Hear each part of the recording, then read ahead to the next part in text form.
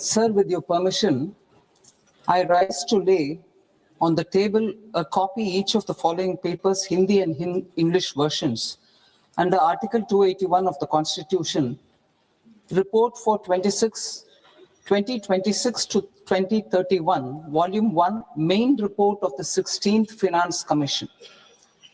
2, report for 2026-2031, Volume 2, annexures of the 16th Finance Commission. Number 3, explanatory memorandum as to the action taken on the recommendations contained in the above report. Item number 2, माननीय वित्त मंत्री Nirmala Sitharaman ji.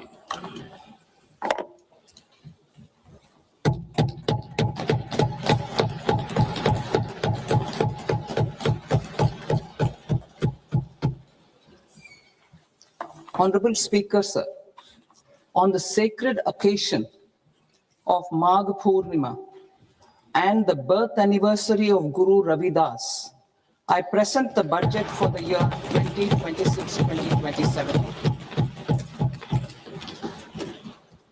Since we assumed office 12 years ago, India's economic trajectory has been marked by stability, fiscal discipline, sustained growth, and moderate inflation. This is the result of conscious choices we have made, even in times heightened uncertainty and disruption. Our government, led by Honorable Prime Minister Modi, has decisively and consistently chosen action over ambivalence, reform over rhetoric, and people over populism.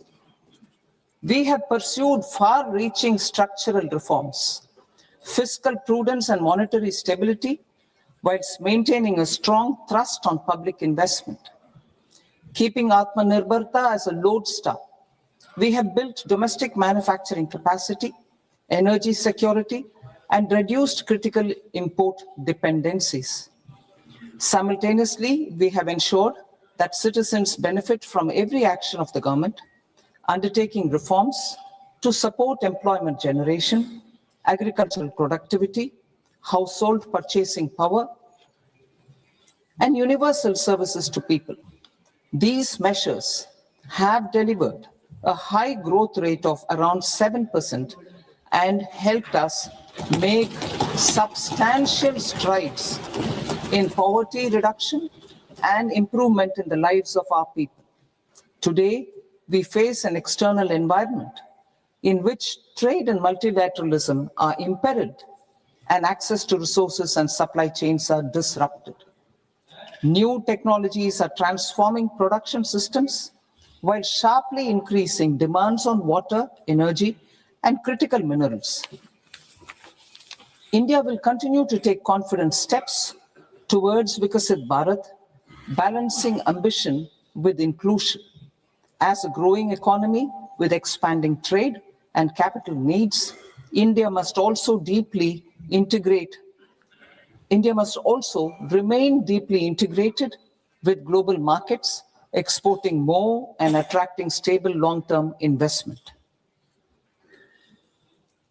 As I begin part A, I want to express my gratitude to the people for standing firmly with us as we forge our way together towards becoming one of the largest economies of the world.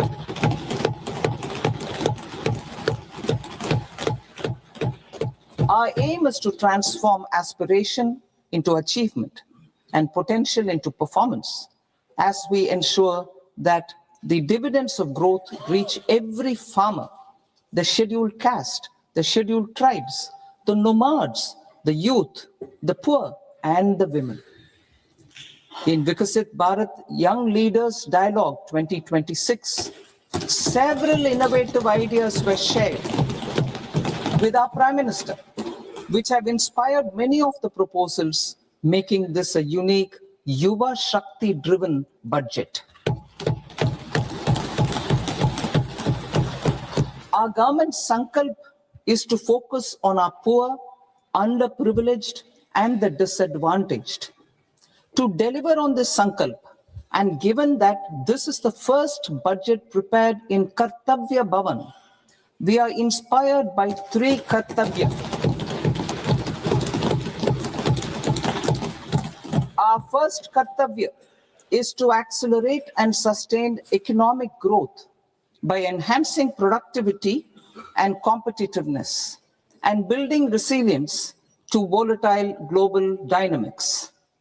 Our second Kartavya is to fulfill aspirations of our people and build their capacity, making them strong partners in India's path to prosperity. Our third Kartavya, aligned with our vision of Sabka Saath, Sabka Vikas, is to ensure that every family, community, region, and sector has access to resources, amenities, and opportunities for meaningful participation. This threefold approach requires a supportive ecosystem. The first requirement is to sustain the momentum of structural reforms, continuous, adaptive, and forward-looking. Second, a robust and resilient financial sector is central to mobilizing savings, allocating capital efficiently, and managing risks. Third, cutting-edge technologies, including AI applications, can serve us as force multipliers for better governance. Reform Express. Our government has undertaken comprehensive reforms towards creating employment, boosting productivity, and accelerating growth. After the Prime Minister's announcement on Independence Day in 2025, over 350 reforms have been rolled out. This includes GST simplification, notification of labor codes, and rationalization of mandatory quality control orders. High-level committees have been formed, and in parallel, the central government is working with the state governments on deregulation and reducing compliance requirements. The Reform Express is well on its way and will maintain its momentum to help us fulfill our Kartavya. I now move to specific proposals. Under our first Kartavya, to accelerate and sustain economic growth, I propose interventions in 6 areas. 1. Scaling up manufacturing in 7 strategic and frontier sectors. 2. Rejuvenating legacy industrial sectors. 3. Creating champion MSMEs. 4. Delivering a powerful push for infrastructure. 5. Ensuring long-term security and stability. And 6. Developing city economic regions. Scaling up of manufacturing in 7 strategic and frontier sectors. Biopharma Shakti, meaning biopharma strategy for health advancement through knowledge, technology, and innovation. India's disease burden is observed to be shifting towards non-communicable diseases like diabetes, cancer, and autoimmune disorders. Biologic medicines are key to longevity and quality of life at affordable costs. To develop India as a global biopharma manufacturing hub,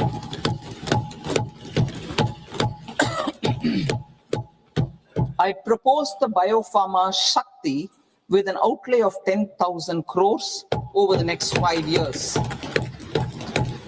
This will build the ecosystem for domestic production of biologics and biosimilars. The strategy will include a biopharma-focused network with 3 new national institutes of pharmaceutical education and research, popularly known as NIPERs, and upgrading 7 existing ones. It will also create a network of 1,000 accredited India clinical trials sites. We propose to strengthen the Central Drug Standard Control Organization to meet global standards and approved timeframes through and approval timeframes through a dedicated scientific review cadre and specialists. India's semiconductor mission 1.0 expanded India's semiconductor sector capabilities.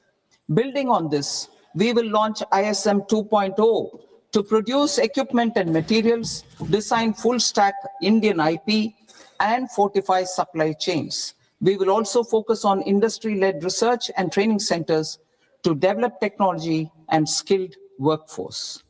The Electronics Components Manufacturing Scheme, launched in April 2025 with an outlay of 22,919 crores, already has investment commitments at double the targets. We propose to increase the outlay to 40,000 crores to capitalize on this momentum.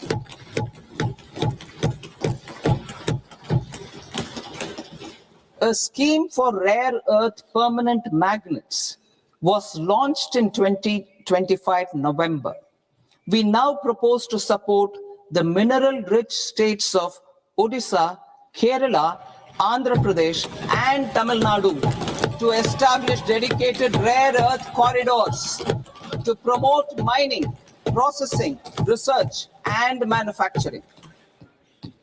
To enhance domestic chemical production and reduction import dependency and reduce import dependency, we will launch a scheme to support states in establishing 3 dedicated chemical parks through challenge route on a cluster-based plug-and-play model.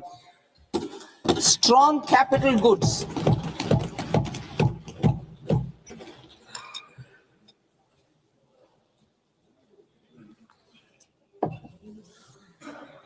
Strong capital goods capability is a determinant of productivity and quality across different sectors.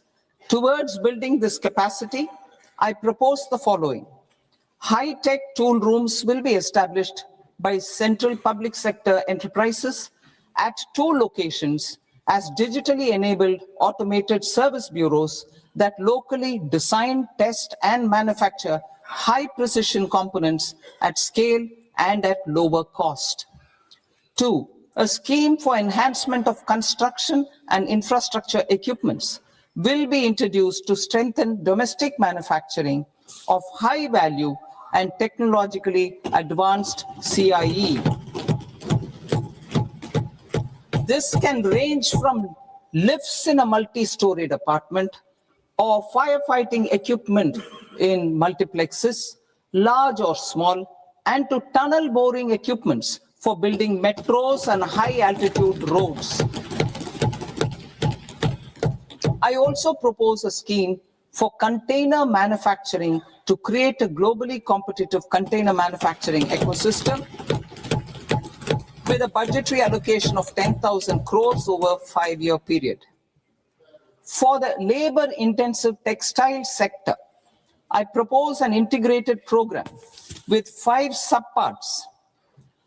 1, the National Fiber Scheme for self-reliance in natural fibers, such as silk, wool, and jute, man-made fibers, and new age fibers. Textile expansion and employment scheme to modernize traditional clusters with capital support for machinery, technology upgradation, and common testing and certification centers. 3, the National Handloom and Handicraft Program to integrate and strengthen existing schemes and ensure targeted support for weavers and artisans. Tex Eco Initiative to promote globally competitive and sustainable textiles and apparels. Samarth 2.0 to modernize the upgrade the textile skilling ecosystem through collaboration with industry and academic institutions. Further, I propose to set up mega textile parks in challenge mode. They can also focus on bringing value addition to technical textiles.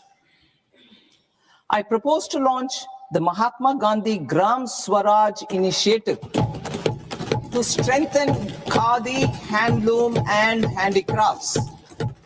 This will help in global market linkage and branding. It will streamline and support training, skilling, quality of process, and production. This will benefit our weavers, village industries, one district, one product, ODOP initiative, and also our rural youth. India has the potential to emerge as a global hub for high quality, affordable sports goods. I propose a dedicated initiative for sports goods that will promote manufacturing, research, and innovation in equipment design as well as material sciences. Rejuvenation of legacy industrial clusters. I propose to introduce a scheme to revive 200 legacy industrial clusters to improve their cost competitiveness and efficiency through infrastructure and technology upgradation. Creating champion SMEs and supporting micro enterprises. Recognizing MSMEs as a vital engine of growth, I propose a three-pronged approach to help them grow as champions. Equity support. I propose to introduce a dedicated 10,000 crores SME growth fund to create future champions, incentivizing enterprises based on select criteria. I also propose to top up the Self-Reliant India Fund set up in 2021 with 2,000 crores to continue support to micro enterprises and maintain their access to risk capital. Liquidity support. With TREDS, more than 7 lakh crore has been made available to MSMEs. To leverage its full potential, I propose 4 measures.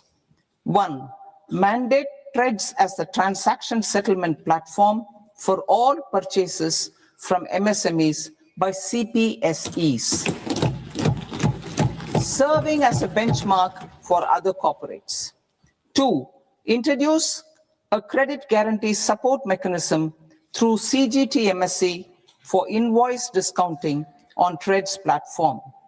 3, link GEM with TREDS for sharing information with financiers about government purchases from MSMEs, encouraging cheaper and quicker financing.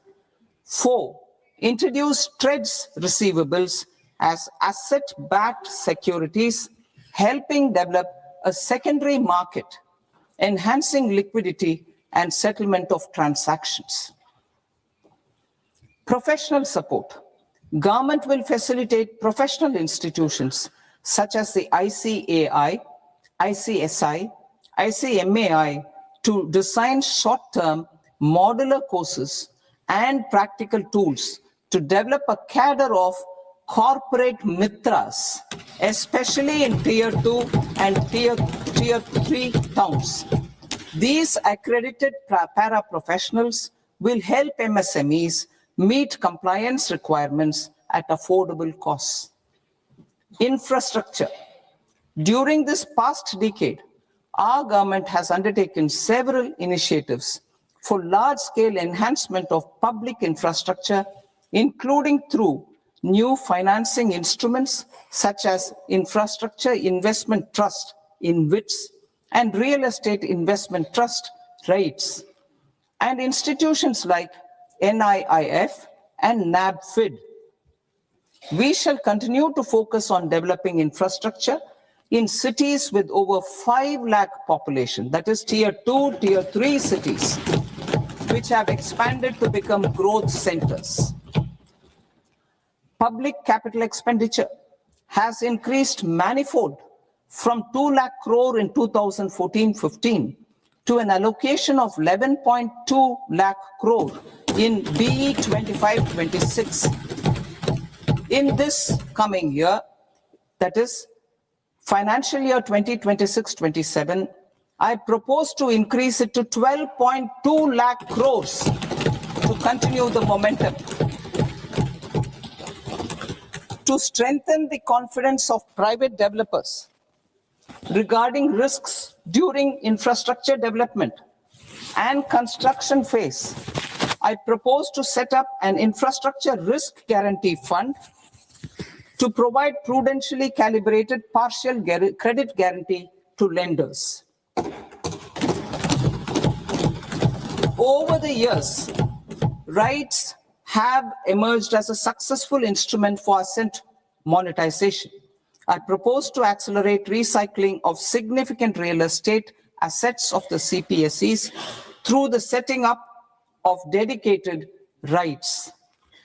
To promote environmentally sustainable movement of cargo, I propose to 1. Establish new dedicated freight corridors connecting Dankuni in the east to Surat in the west. Operationalize 20 new national waterways over the next 5 years. Starting with National Waterways 5 in Orissa to connect mineral-rich areas of Talcher and Angul and industrial centers like Kalinga Nagar to the ports of Paradeep and Dhamra. Training institutes will be set up as regional centers of excellence for development of required manpower for these waterways. This will benefit youth in the entire stretch of the waterways to train and acquire skills. Further, a ship repair ecosystem catering to inland waterways will also be set up at Varanasi and Patna.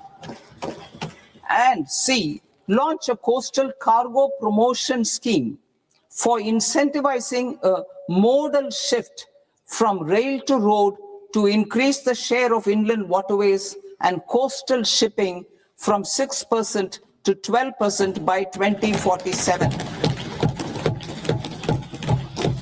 To enhance last mile and remote connectivity and promote tourism, I propose to give incentives to indigenize manufacturing of seaplanes.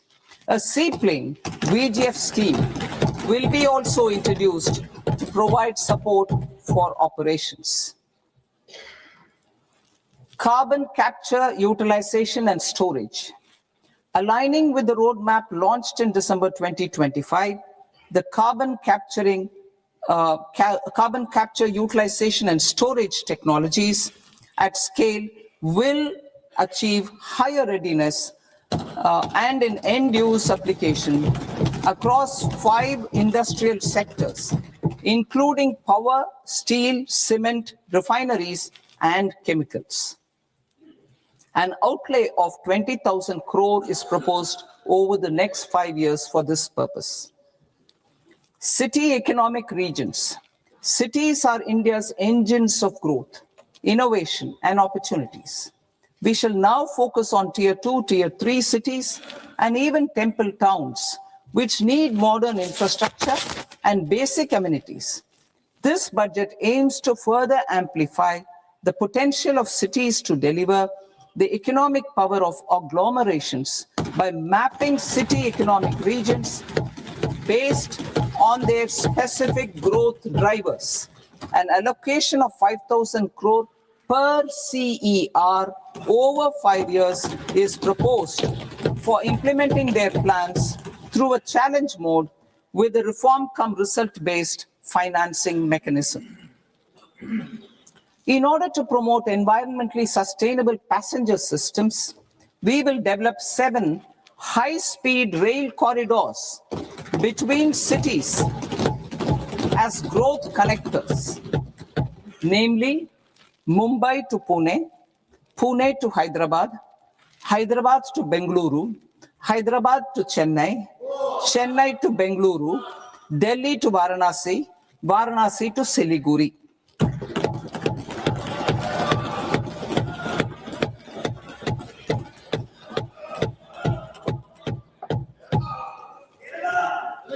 Financial sector. The Indian banking sector today is characterized by strong balance sheet, historic highs in profitability, improved asset quality, and coverage exceeding 98% of villages in the country. At this juncture, we are well placed to futuristically evaluate the measures needed to continue on the path of reform-led growth of this sector. I propose setting up a high-level committee on banking for Vikasit Bharat. High-level committee on banking for Vikasit Bharat to comprehensively review the sector and align it with India's next phase of growth, while safeguarding financial stability, inclusion, and consumer protection.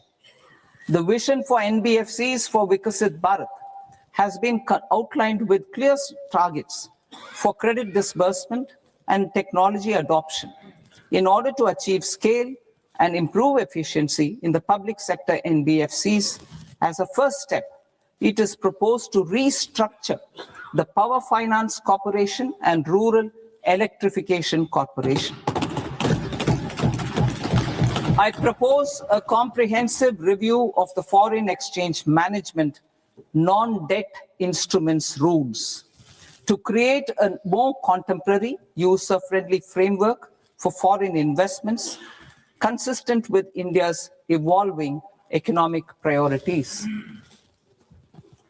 Corporate bond market. I propose to introduce a market-making framework with suitable access to funds and derivatives on corporate bond indices. I also propose to introduce total return swaps on corporate bonds. Municipal bonds. To encourage the issuance of municipal bonds of higher value by larger cities, I propose an incentive of 100 crore rupees for a single bond issuance. 100 crore rupees for a single bond issuance of more than 1,000 crore. The current scheme under Amrit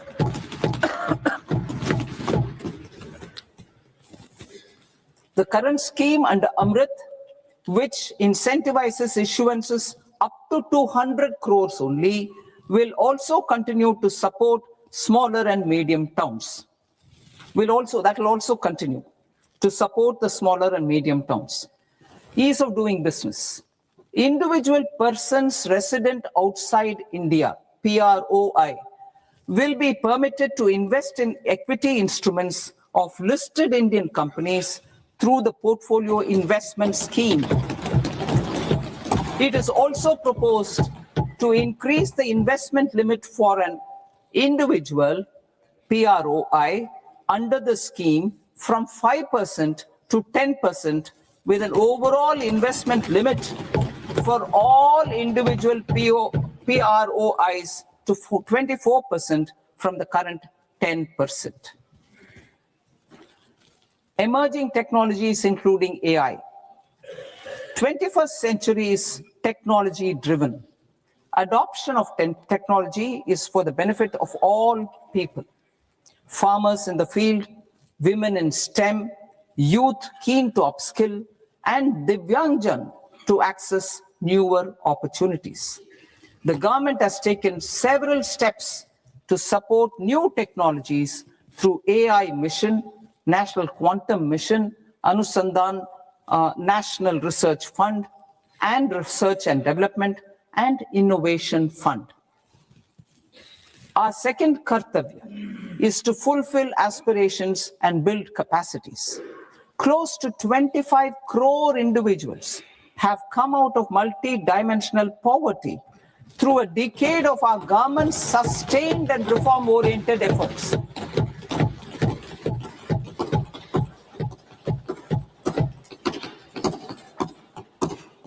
Our government has therefore decided to place a renewed emphasis on the service sector to provide a pathway to fulfilling aspirations of a youthful India with the following measures. I propose to set up a high-powered education to employment and enterprises Standing Committee to recommend measures that focus on services sector as a core driver of Viksit Bharat. This will make us a global leader in services with a 10% global share by 2047. The committee will prioritize areas to optimize the potential for growth, employment, and exports. They will also assess the impact of emerging technologies, including AI, on jobs and skill requirements and propose measures thereof. To create a range of skilled career pathways, a new range of skilled career pathways for our youth, I propose interventions in the following sectors. Health. Existing institutions for allied health professionals will be upgraded and new AHP institutions established in private and government sectors. This will cover 10 selected disciplines, including optometry, radiology, anesthesia, OT technology, applied psychology, and behavioral health, and add 1 lakh AHPs over the next 5 years. A strong care system covering geriatric and allied care services will be built. A variety of NSQF-aligned programs will be developed to train multi-skilled caregivers, combining core care and allied skills such as wellness, yoga, and operation of medical assistive devices. In the coming year, 1.5 lakh caregivers will be trained.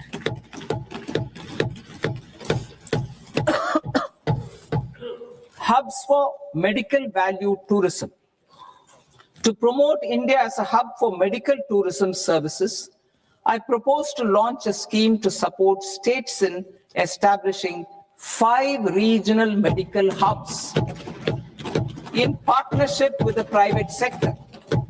These hubs will serve as integrated healthcare complexes that combine medical, educational, and research facilities. They will have Ayush centers, medical value tourism facilitation centers, and infrastructure for diagnostics, post-care, and rehabilitation. These hubs will provide diverse opportunities, job opportunities for health professionals, including doctors and AHPs. Ancient Indian yoga, already respected in several parts of the world, was given a mass global recognition when Honorable Prime Minister took it to the UN. Post-COVID, Ayurveda gained a similar global acceptance and recognition. Exporting quality Ayurveda products helps farmers who grow the herbs and youth who process the products. To meet growing global demand, a few more steps are being taken. I propose to 1. Set up 3 new All India Institutes of Ayurveda. 2. Upgrade Ayush pharmacies and drug testing labs for higher standards of certification ecosystem and make available more skilled personnel. 3. Upgrade the WHO Global Traditional Medicine Center in Jamnagar to bolster evidence-based research, training, and awareness for traditional medicine. Animal husbandry. Livestock contributes to close to 16% of farm income, including of poor and marginal households. To scale up availability of veterinary professionals by more than 20,000, I propose to roll out a loan-linked capital subsidy support scheme for establishment of veterinary and para-veterinary colleges, veterinary hospitals, diagnostic laboratories, and breeding facilities in private sector. Collaboration between Indian and foreign institutions will also be facilitated. Orange economy. India's animation, visual effects, gaming and comics sector, AVGC sector, is a growing industry projected to require 2 million professionals by 2030. I propose to support the Indian Institute of Creative Technologies, Mumbai, in setting up AVGC content creator labs in 15,000 secondary schools all over the country and 500 colleges. The Indian design industry is expanding rapidly, and yet there is a shortage of Indian designers. I propose to establish, through Challenge Route, a new National Institute of Design to boost design education and development in the eastern region of India. Education. Our government will support states through Challenge Route in creating 5 university townships in the vicinity of major industrial and logistics corridors.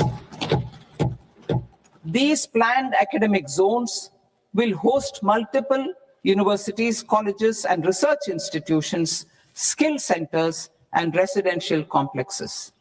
In higher education, STEM institutions, prolonged hours of study and laboratory work pose some challenges for girl students. Through VGF, Viability Gap Funding and capital support, one girls' hostel will be established in every district.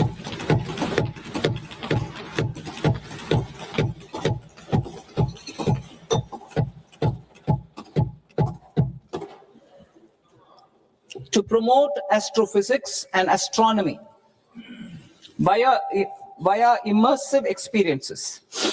4 telescope infrastructure facilities will be set up or upgraded.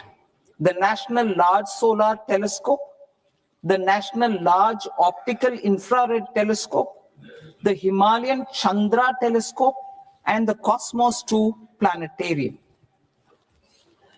Tourism.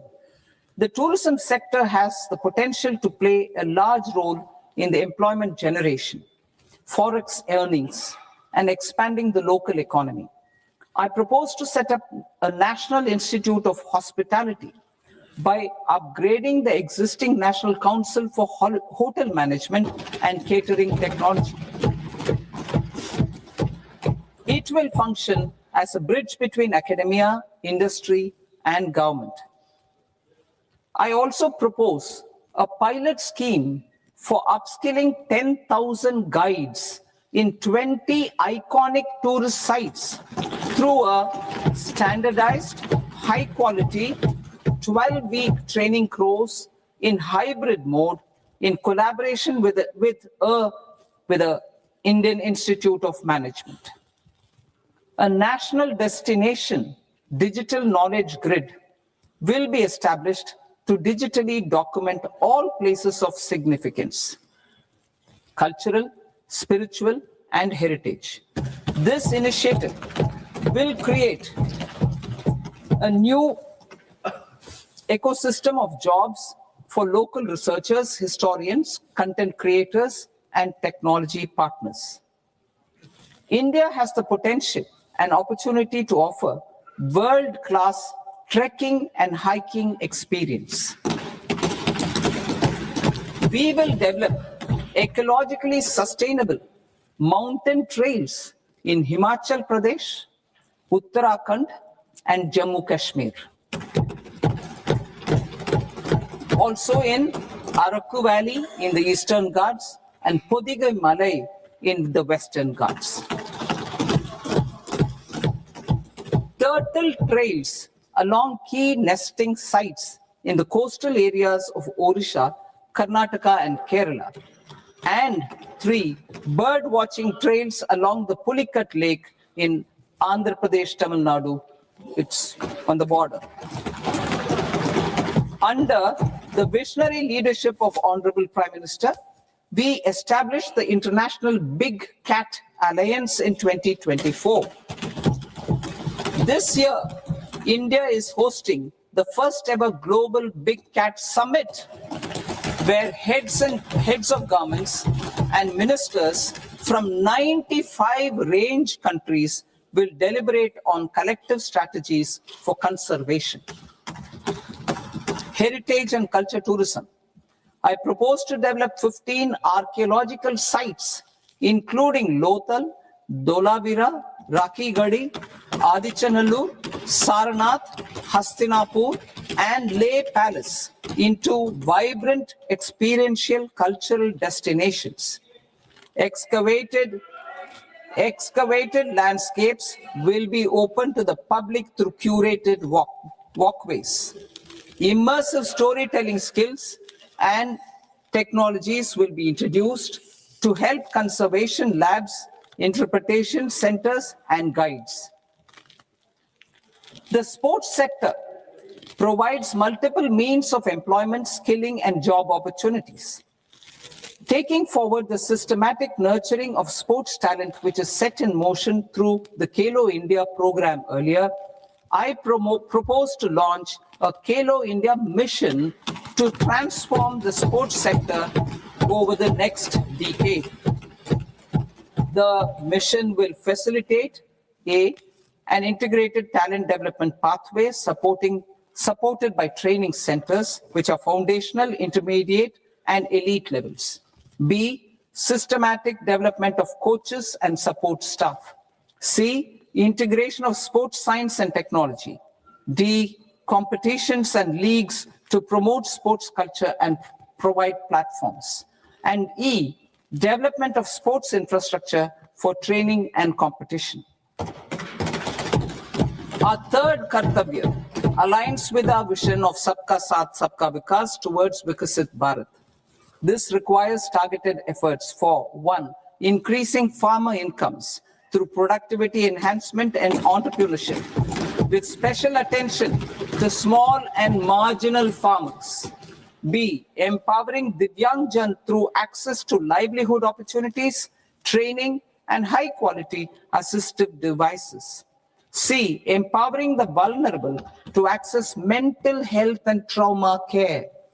D, focus on the Purvodaya states and the Northeast region to accelerate development and employment opportunities. Fisheries.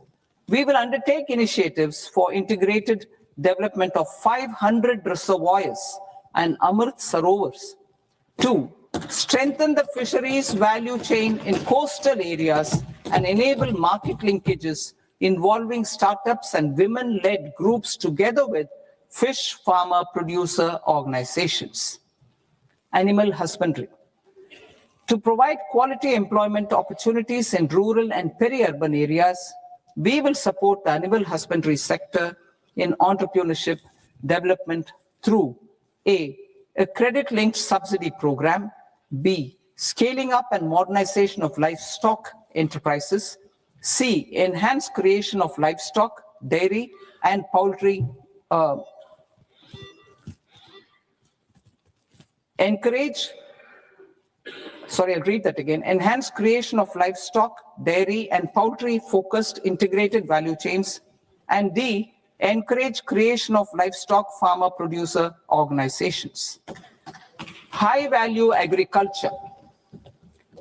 To diversify farm outputs, increase productivity, enhance farmers' incomes, and create new employment opportunities, we will support high-value crops such as coconut, sandalwood, cocoa, cashew in the coastal areas, agar trees in Northeast, and nuts such as almonds, walnuts, and pine nuts in our hilly regions. All of them will be supported. India is the world's largest producer of coconuts. About 30 million people, including nearly 10 million farmers, depend on coconuts for their livelihood. To further enhance competitiveness in coconut production, I propose a coconut promotion scheme to increase production and enhance productivity through various interventions, including replacing and non-productive trees, with new saplings or plants or varieties in major coconut growing states. A dedicated program is proposed for Indian cashew and cocoa to make India self-reliant in raw cashew and coconut production and processing, enhance export competitiveness, and transform Indian cashew and Indian cocoa into premium global brands by 2030. Sandalwood. Sandalwood is closely linked to India's social and cultural heritage. Our government will partner with state governments to promote focused cultivation and post-harvest processing to restore the glory of the Indian sandalwood ecosystem, to rejuvenate old, low-yielding orchards and expand high-density cultivation of walnuts, almonds, and pine nuts. We will support a dedicated program to enhance farmer incomes and in bringing value addition by engaging youth. Bharat Vistar, that is virtually integrated system to access agricultural resources. I propose to launch Bharat Vistar, a multilingual AI tool that shall integrate the AgriStack portals and the ICAR package on agricultural practices with AI systems. This will enhance farm productivity, enable better decisions for farmers, and reduce risk by providing customized advisory support.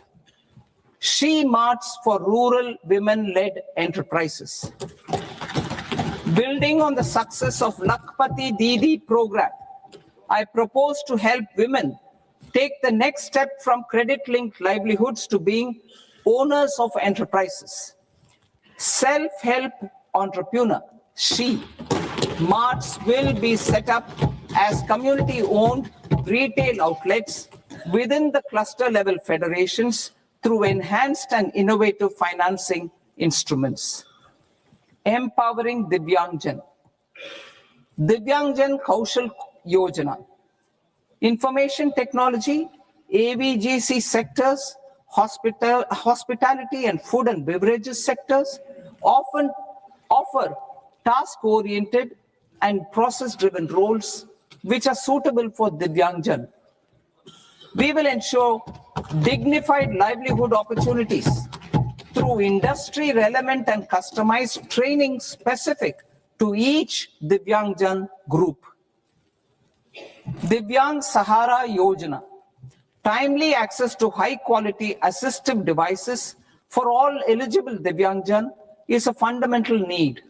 I propose to, 1, support the Artificial Limbs Manufacturing Corporation of India, Alimco, to set up and to scale up production of assistive devices, invest in R&D and AI integration, strengthen PM Divyasha Kendras, and support setting up of assistive technology marts as modern retail style centers where Divyangjan and senior citizens can see, try, and purchase assistive products. Reaffirming our commitment to mental health and trauma care. There are no national institutes for mental health care in North India. We will therefore set up a NIMHANS 2 and also upgrade national mental health institutes in Ranchi and in Tezpur as regional apex institutions. Emergencies expose families, particularly the poor and vulnerable, to unexpected expenditure. We will strengthen and increase these capacities by 50% in district hospitals by establishing emergency and trauma care centers. Focus on Purvodaya states and northeastern regions. Purvodaya. I propose the development of an integrated East Coast industrial corridor with a well-connected node at Durgapur, creation of 5 tourism destinations in 5 Purvodaya states, and the provision of 4,000 e-buses.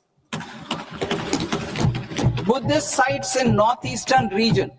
The northeastern region is a civilizational confluence of Theravada and Mahayana or Vajrayana traditions. I propose to launch a scheme for development of Buddhist circuits in Arunachal Pradesh, Sikkim, Assam, Manipur, Mizoram, and Tripura. The scheme will cover preservation of temples and monasteries, pilgrimage interpretation centers, connectivity, and pilgrim amenities. 16th Finance Commission. On 17th November 2025, the 16th Finance Commission submitted its report to the President. As mandated under Article 281 of the Constitution, the government is to lay the report along with the explanatory memorandum on the action taken report on the recommendations of the Commission in Parliament, which, Sir, Honourable Speaker, you've allowed me to do at the commencement of this session. The government has accepted the recommendation of the Commission to retain the vertical share of devolution at 41%. As recommended by the Commission, I have provided 1.4 lakh crores of rupees to the states for the year 2026-2027 as Finance Commission grants. These include rural and urban local body and disaster management grants. Fiscal consolidation. Government has been delivering on our fiscal commitments consistently without compromising on social needs. To strive towards accepted standards of fiscal management in Budget 25-26, I had indicated that the central government would target reaching a debt to GDP ratio of 50 plus or minus 1% by 2030-31. In line with this, the debt to GDP ratio is estimated to be 55.6% of GDP in BE 26-27, compared to 56.1% of GDP in RE 25-26. A declining debt to GDP ratio will gradually free up resources for priority sector lending and expenditure by reducing the outgo on interest payments. One of the main operational instruments for debt targeting is the fiscal deficit. I'm happy to inform this august House that I fulfilled my commitment made in 2021-2022 to reduce fiscal deficit below 4.5% of GDP by 25-26. In RE 25-26, the fiscal deficit has been estimated at par with BE of 2025-26 at 4.4% of GDP. In line with the new fiscal prudence path of debt consolidation, the fiscal deficit in BE 26-27 is estimated to be 4.3% of the GDP.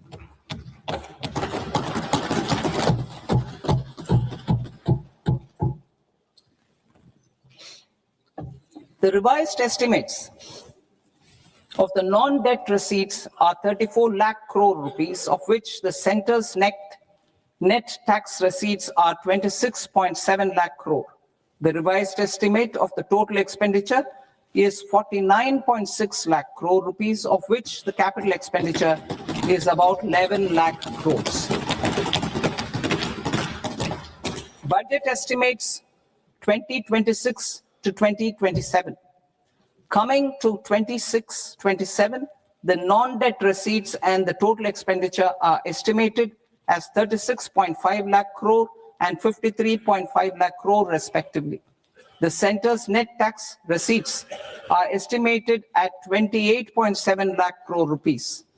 To finance the fiscal deficit, the net market borrowings from dated securities are estimated at 11.7 lakh crore rupees.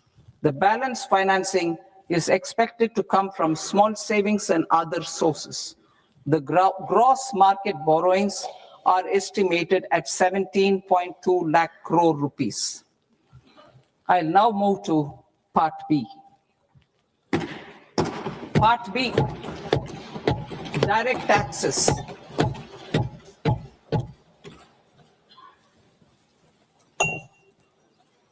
Honorable Speaker, sir, I now present my proposals on direct taxes. New Income Tax Act. In July 2024, I announced a comprehensive review of the Income Tax Act 1961. This was completed in a record time, and the Income Tax Act 2025 will come into effect from 1st April 2026. The simplified income tax rules and forms will be notified shortly, giving adequate time to taxpayers to acquaint themselves with its requirements. The forms have been redesigned such that ordinary citizens can comply without difficulty. Ease of living. I propose that any interest awarded by the Motor Accident Claims Tribunal to a natural person will be exempt from income tax, and any TDS on this account will be done away with. I propose to reduce TCS rate on the sale of overseas tour program package from the current 5% and 20% to 2% without any stipulation of amount. I propose to reduce TCS rate for pursuing education and for medical purposes under the Liberalized Remittance Scheme, popularly known as LRS, from 5% to 2%. Supply of manpower services is proposed to be specifically brought within the ambit of payment to contractors for the purpose of TDS to avoid ambiguity. Thus, TDS on these services will be at the rate of either 1% or 2% only. I propose a scheme for small taxpayers, wherein a rule-based automated process will enable obtaining a lower or nil deduction certificate instead of filing an application with the assessing officer. For the ease of taxpayer holding securities in multiple companies, I propose to enable depositories to accept Form 15G or Form 15H from the investor and provide it directly to various relevant companies. I propose to extend time available for revising returns from 31st December to up to 31st March with the payment of a nominal fee. I also propose to stagger the timeline for filing of tax returns.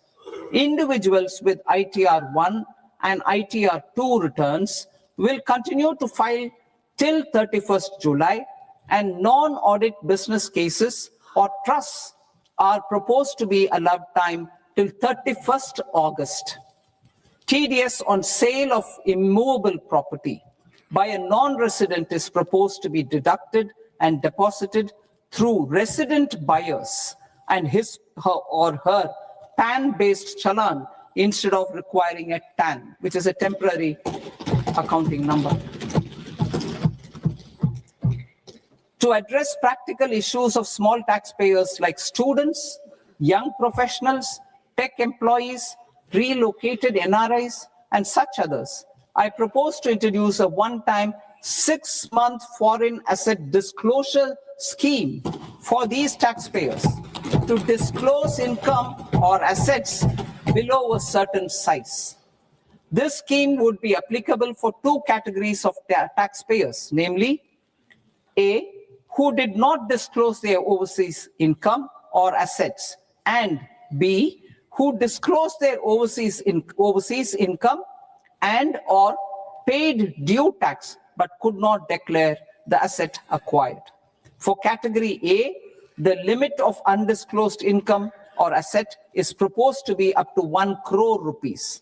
They need to pay 30% of fair market value of asset or 30% of undisclosed income as tax and 30% as additional income tax in lieu of penalty, and would thereby get immunity from prosecution. For category B, asset value is proposed to be up to 5 crore rupees. Here, immunity from both penalty and prosecution will be available with a payment of fee of 1 lakh rupees. Rationalizing penalty and prosecution. Multiplicity of proceedings are hindrance to the ease of doing business. I propose to integrate assessment and penalty proceedings by way of a common order for both. There will be no interest liability on the taxpayer on the penalty amount for the period of appeal before the first appellate authority, irrespective of the outcome of appeal process. Further, quantum of prepayment is being reduced from 20% to 10% and will continue to be calculated only on core tax demand. As an additional measure for reducing litigation, I propose to allow taxpayers to update their returns even after reassessment proceedings have been initiated, and an additional 10% tax rate over and above the rate applicable for the relevant year. The assessing officer will then use only this updated return in his proceedings. There is already a framework for immunity from penalty and prosecution in the cases of underreporting. I propose to apply this framework for immunity to misreporting too.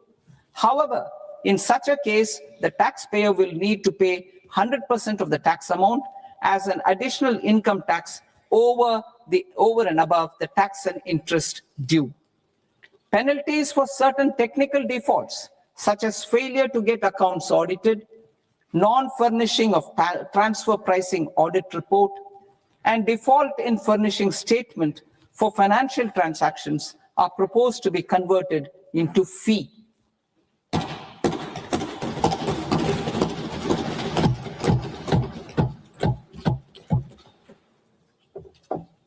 I propose to rationalize prosecution framework under Income Tax Act while maintaining a careful balance for deterrence in some serious offense. Non-production of books of account and documents and requirement of TDS payment where payment is made in kind are being decriminalized. Further, minor offenses will attract fine only. The remaining prosecutions will be graded commensurate with the quantum of offense. They will entail only simple imprisonment with maximum imprisonment reduced to 2 years and power to courts to convert even those into fines. There is no penalty. There's no penalty presently for non-disclosure of non-immovable foreign assets with aggregate value less than 20 lakh rupees. I propose to also provide them with immunity from prosecution with retrospective effect from 1/10/2024.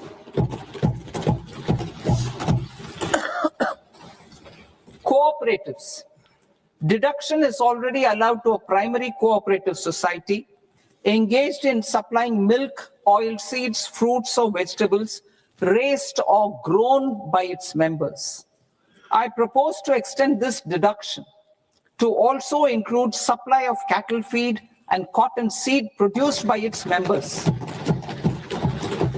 I propose to allow inter-cooperative society dividend income as deduction under the new tax regime to the extent it is further distributed to its members. I further propose to allow exemption for a period of 3 years to dividend income received by a notified national cooperative federation on their investments made in companies up to 31/1/2026.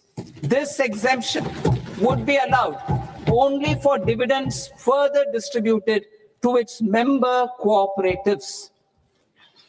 Supporting IT sector as India's growth engine. India is a global leader in software development services, IT-enabled services, knowledge process outsourcing services, and contract R&D services relating to software development. These businesses and their segments are quite interconnected with each other. All these services are proposed to be clubbed under a single category of information technology services with a common safe harbor margin of 15.5% applicable to all. The threshold for availing safe harbor for IT services is being enhanced substantially from 300 crore rupees to 2,000 crore rupees. Safe harbor for IT services shall be approved by an automated rule-driven process without any need for tax officer to examine and accept the application. Once applied by an IT services company, the same safe harbor can be continued for a period of 5 years at a stretch at its choice. For IT services companies who want to conclude advanced pricing agreement, APA, I propose to fast-track unilateral APA process for IT services and endeavor to conclude it within a period of 2 years. The period of 2 years can be extended by a further period of 6 months on taxpayers' request. I propose to extend the facility of modified returns available to the entity entering APA to its associated entities also. Attracting global business and investment.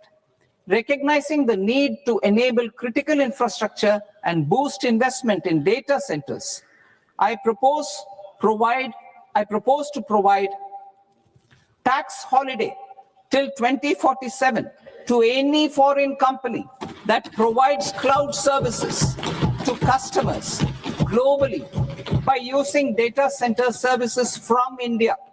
It will, however, need to provide services to Indian customers through an Indian reseller entity. I also propose to provide a safe harbor of 15% on cost in case the company providing data center services from India is a related entity. To harness the efficiency of just-in-time logistics for electronic manufacturing, I propose to provide safe harbor to non-residents for component warehousing in a bonded warehouse at a profit margin of 2% of the invoice value. The resultant tax of about 0.7% will be much lower than in competing jurisdictions. To provide fillip to toll manufacturing in India, I propose to provide exemption from income tax for 5 years to any non-resident who provides capital goods, equipment, or tooling to any toll manufacturer in a bonded zone. To encourage vast pool of global talent to work in India for a longer period of time, I propose to provide exemption to global, non-India sourced income of a non-resident expert for a stay period of 5 years under notified schemes. I propose to provide exemption from minimum alternate tax, the MAT, to all non-residents who pay tax on presumptive basis. Tax administration. I propose to constitute a joint committee of Ministry of Corporate Affairs and Central Board of Direct Taxes for incorporating the requirements of income computation and disclosure standards, the ICDS, in the Indian Accounting Standards, IND AS itself. Separate accounting requirement based on ICDS will be done away with from the tax year 27-28. To support Prime Minister Modi's vision of homegrown accounting and advisory firms to become global leaders, I propose to rationalize the definition of accountant for the purposes of safe harbor rules. Other tax proposals. Change in taxation of buyback was brought in to address the improper use of buyback route by promoters. In the interest of minority shareholders, I propose to tax buyback for all types of shareholders as capital gains. However, to disincentivize. However, to disincentivize misuse of tax arbitrage, promoters will pay an additional buyback tax. This will make effective tax 22% for corporate promoters. For non-corporate promoters, the effective tax will be 30%. TCS rate for sellers of specific goods, namely alcoholic liquor, scrap, and minerals, will be rationalized to 2%, and that on tendu leaves will be reduced from 5% to 2%. I propose to raise the STT on futures to 0.05% from the present 0.02%. STT on options premium and exercise of options are both proposed to be raised to 0.15% from the present rate of 0.1% and 0.125% respectively. We reformed the taxation landscape for corporates in 2019 by providing them a simplified regime with lower tax rate so that they could productively focus on business rather than on claim of deductions and exemptions. To encourage companies to shift to the new regime, set off of brought forward MAT credit, minimum alternate tax credit, is proposed to be allowed to companies only in the new regime. Set off using available MAT credit is proposed to be allowed to an extent of 1/4 of the tax liability in the new regime. MAT is proposed to be made final tax, so there will be no further credit accumulation from 1st April 2026.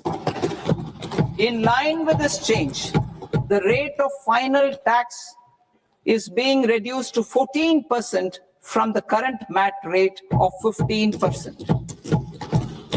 The brought forward MAT credit of taxpayers accumulated till 30th March 2026 will continue to be available to them for set off as above.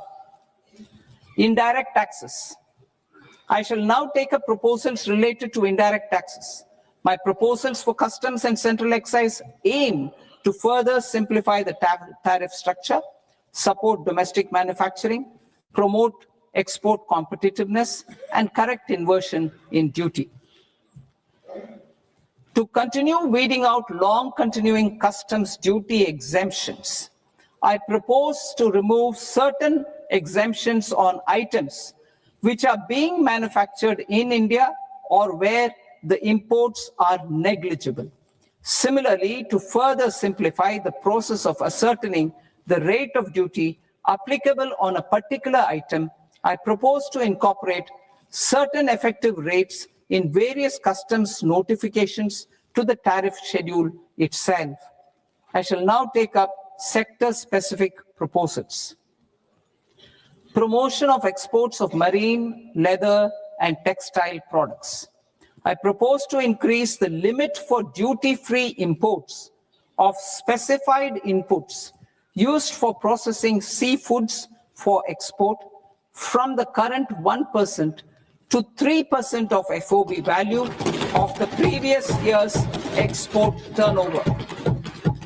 I also propose to allow duty-free imports of specified inputs, which is currently available for exports of leather or synthetic footwear, to exports of shoe uppers as well. I propose to extend the time period for export of final product from the existing 6 months to 1 year for exporters of leather or textile garments, leather or synthetic footwear, and other leather products. Energy transition and security. I propose to extend the basic customs duty exemption given to capital goods used for manufacturing lithium-ion cells for batteries to those used for manufacturing lithium-ion cells for battery energy storage systems also. I propose to exempt basic customs duty on import of sodium antimonate for use in manufacture of solar glass. Nuclear power. I propose to extend the existing basic customs duty exemption on imports of goods required for nuclear power projects till the year 2035 and expand it for all nuclear plants irrespective of their capacity. Critical minerals. It is proposed to provide basic customs duty exemption to the import of capital goods required for the processing of critical minerals in India. Biogas blended CNG.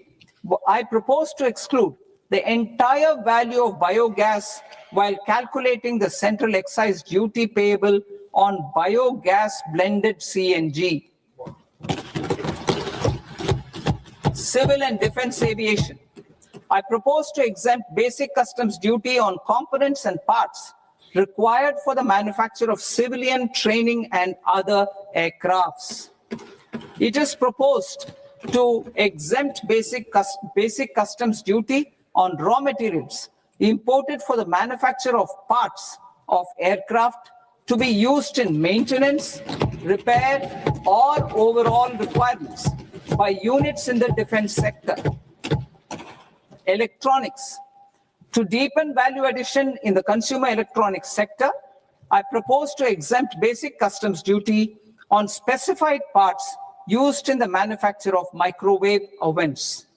Special economic zone.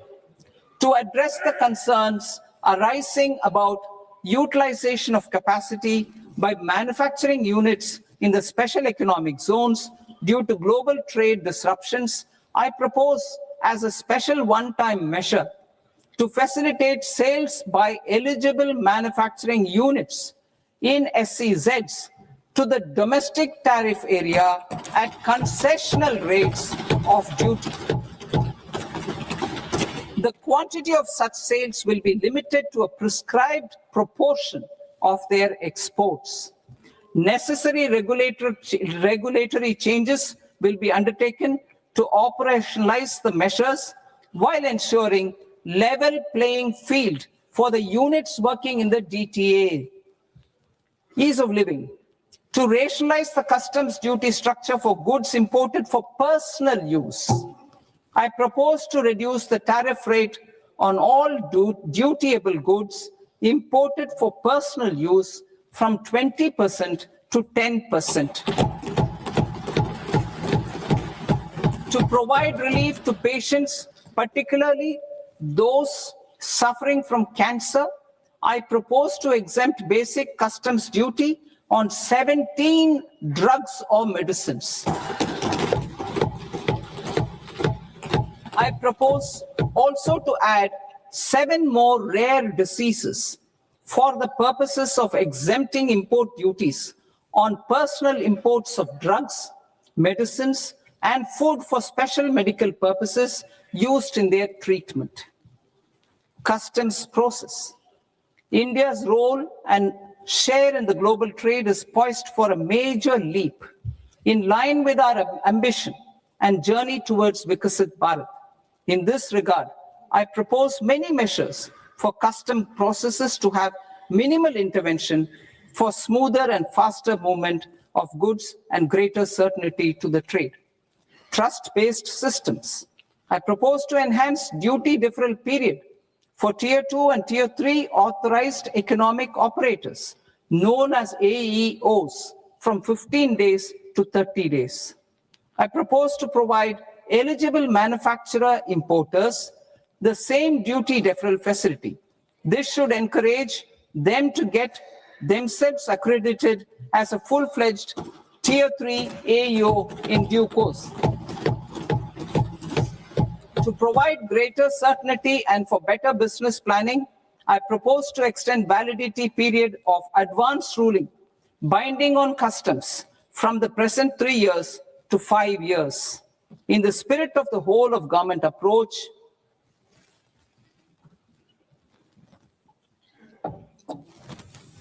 government agencies will be encouraged to leverage AEO accreditation for preferential treatment in clearing their cargo.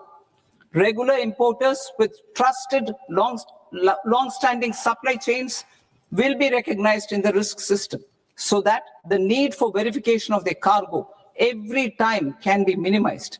Export cargo using electronic sealing. Export cargo using electronic sealing will be provided through clearance from the factory premises to the ship. For import of goods not needing any compliance, filing of bill of entry by a trusted importer and arrival of goods will automatically notify customs for completing their clearance formalities. This will enable goods to be released immediately on arrival. The customs warehouse framework will be transformed into a warehouse operator-centric system with a self-declarations, electronic tracking, and risk-based audit. These reforms will move away from the current system of officer-dependent approvals and reduce transaction delays and compliance costs. Ease of doing business. Approvals required for cargo clearance from various government agencies will be seamlessly processed through a single and interconnected digital window by the end of the financial year. Processes involved in clearance of food, drugs, plant, and animal and wildlife products, accounting for about 70% of interdicted cargo, will be operationalized on this system by April 2026 itself. For goods not having any compliance requirement, clearance will be done by customs immediately after online registration is completed by the importer, subject to the payment of duty. Customs integrated system will be rolled out in 2 years as a single integrated and scalable platform for all customs processes. Utilization of non-intrusive scanning with advanced imaging and AI technology for risk assessment will be expanded in a phased manner with the objective to scan every container across all the major ports. New export opportunities to support Indian fishermen to fully harness the economic value of marine resources beyond our territorial waters. The following measures will be taken. A, fish catch by an Indian fishing vessel in exclusive economic zone or on the high seas will be made free of duty. Landing of such fish on foreign port will be treated as export of goods. Safeguards will be put in place to prevent misuse during fish catch, transit, or transshipment. To support aspirations of India's small businesses, artisans, and startups to access global markets through e-commerce, I am pleased to announce complete removal of the current value cap of 10 lakh rupees per consignment on courier exports.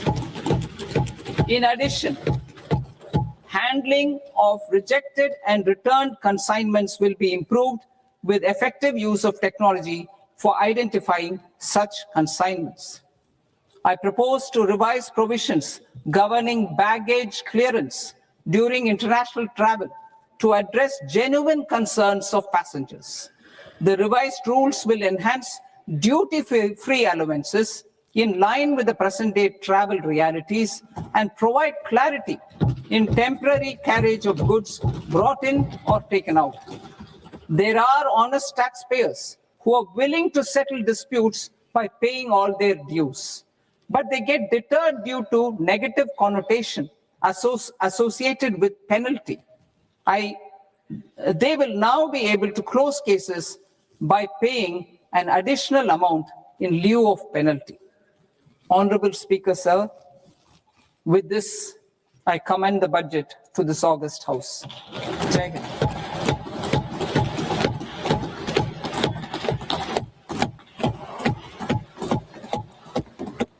One and a half hours. Item number 3 माननीय वित्त मंत्री जी।